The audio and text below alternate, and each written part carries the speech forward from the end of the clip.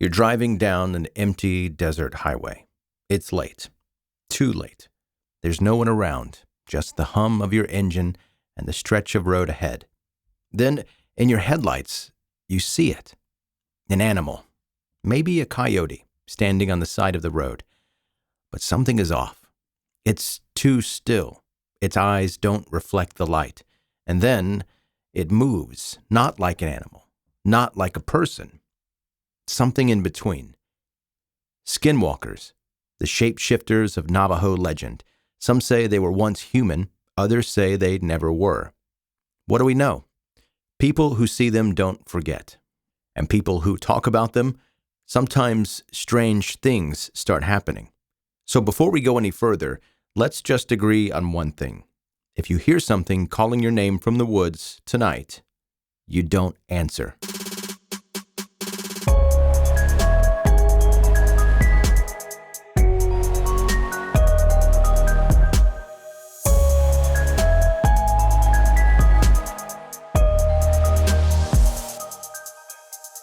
Some creatures are born monsters.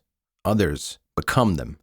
Skinwalkers, or Yi-na-Delushi in Navajo, aren't just terrifying figures in the dark. They were once human people who lived in the community, walked among their own, and then made a choice no one was ever supposed to make.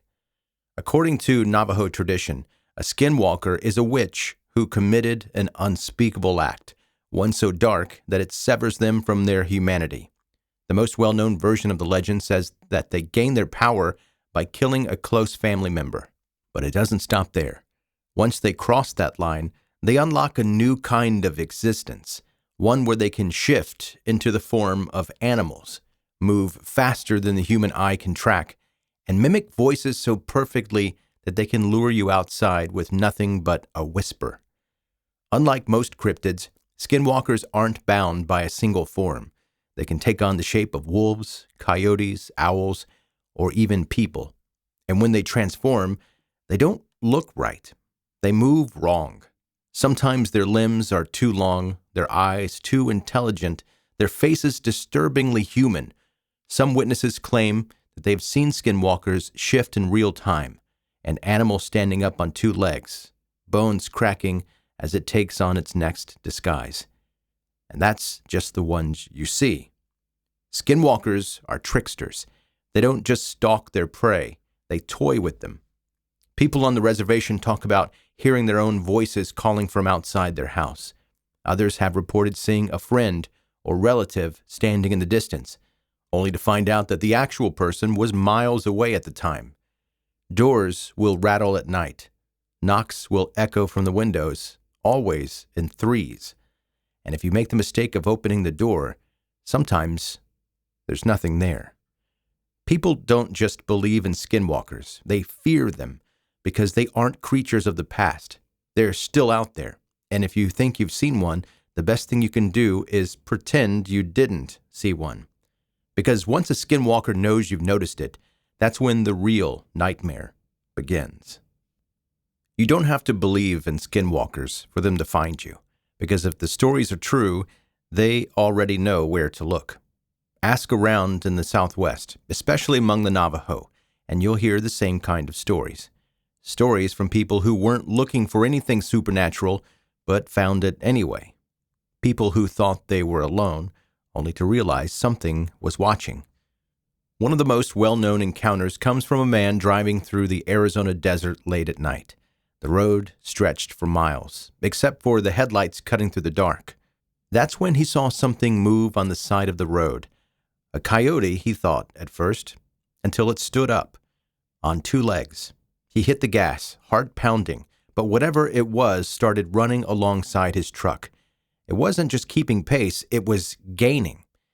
He didn't dare look too long, but in the moment he did, he saw its eyes, reflecting the light like an animal's eyes, but too intelligent looking, too aware. Then, as suddenly as it appeared, it veered off into the night. When he finally stopped at a gas station, shaken, the attendant didn't even blink when he told him what he saw. They just nodded and said, "Yeah, that happens." Another story comes from a family living deep on the reservation. One night, just before bed, They heard knocking on their window. 3 knocks. Then silence. Then 3 more. At first they thought it was a neighbor, but when they checked outside, no one was there. That's when they heard it. Someone calling their names. The voice sounded familiar, but something about it was off. The pitch was wrong. The tone was too flat, like something had learned their voices, but not well enough. They locked every door and window, stayed awake until sunrise, and never spoke of it again. Then there are the footprints. Hunters tell stories of tracking large animal prints in the snow, only to watch them abruptly change, paw prints turning into bare human feet.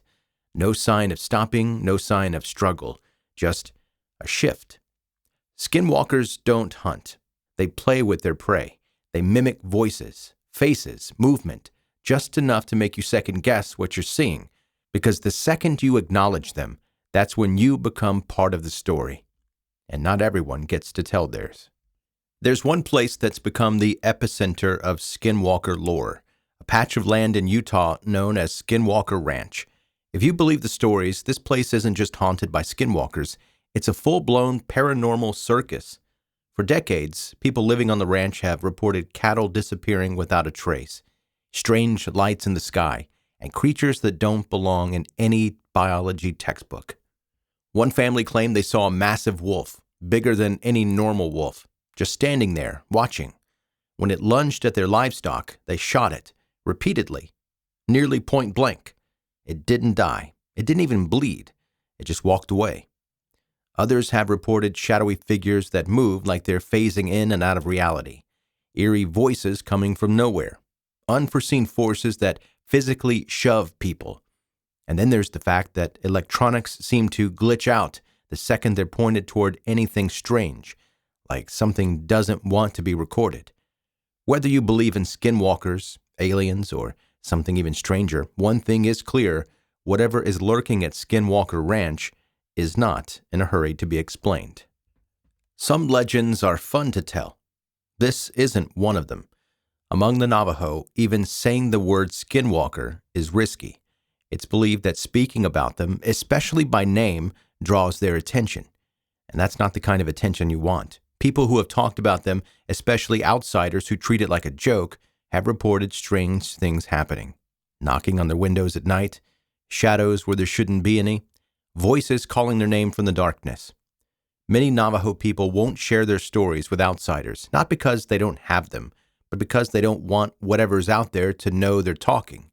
And when they do tell you something, it's not a campfire ghost story. It's a warning. You don't seek out skinwalkers. You don't look for proof. And if you ever hear your own voice calling you from outside your house, you don't answer. If you see something moving too fast, too unnatural, too wrong, what do? The truth is, there's no easy answer. Traditional Navajo beliefs say skinwalkers can't be killed with ordinary weapons. Bullets won't stop them. Knives won't work. Some say the only way to destroy one is to call them out by their real name, forcing them to face the consequences of their dark magic. But good luck in getting that name, because if you do manage to find it, it means the skinwalker knows exactly who you are, too. Others believe the only real protection is distance. Don't go looking. Don't call them out.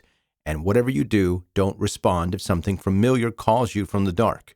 Because if you hear a voice that sounds like someone you know, but there's something a little bit off about it, maybe the echo is wrong, maybe the tone is just slightly too flat, ask yourself one thing: how could they be calling for you if they're not supposed to be there? Some legends fade over time. This one hasn't. Skinwalkers aren't just a story to tell people for fun. There's a fear, a warning, a presence that lingers in the minds of those who claim to have seen them. If they were just a myth, why are so many people still afraid to say their name?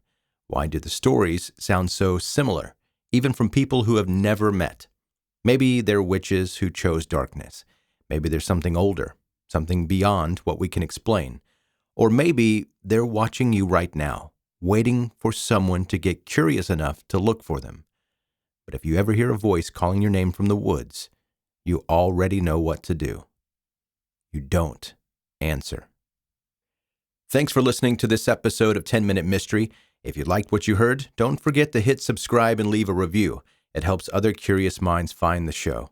And if you're craving more stories but with a darker twist, check out my other podcast, 10 Minute Murder. See you next time.